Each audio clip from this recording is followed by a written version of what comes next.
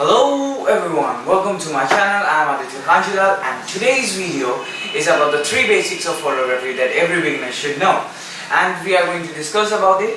So before starting the video, let's roll the intro and we'll get into the video.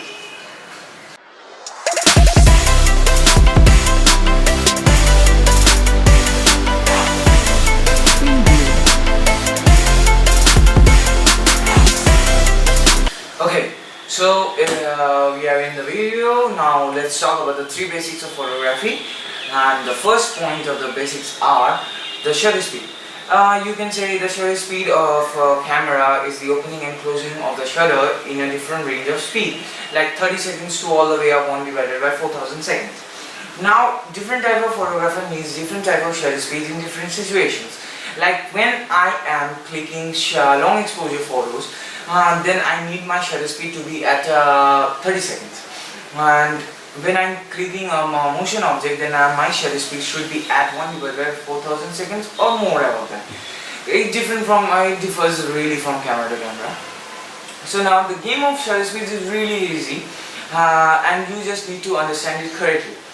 More you open the shutter for a longer time, the light enters the sensor more.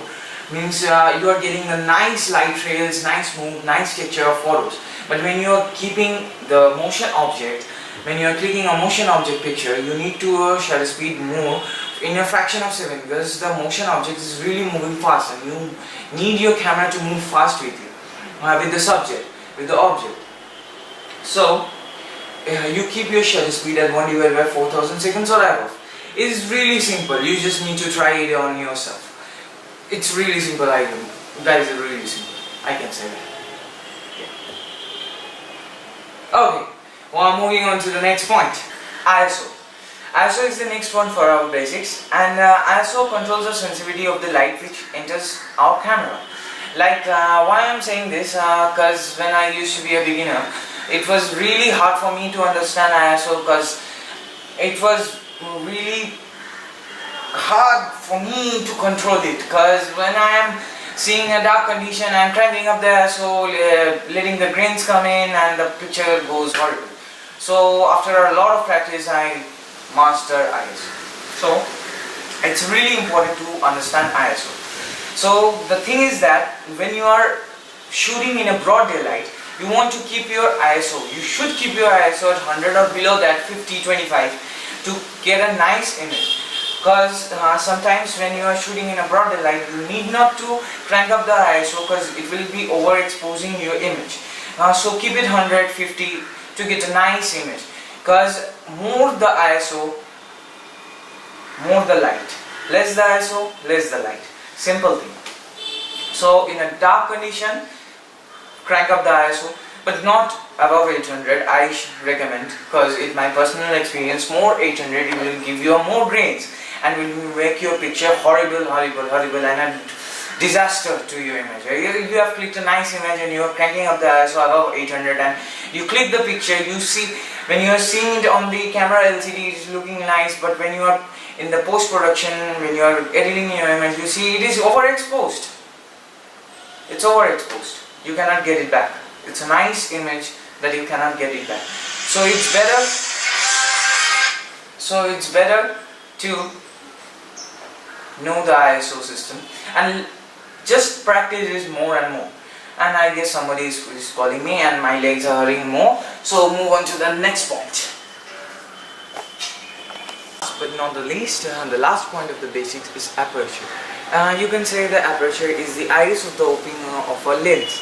A lens, you can say, there are tons and tons of lenses in the market, and the aperture is denoted by f-stops. So less the f-stops, more the light comes in. More the f-stops, less the light comes in.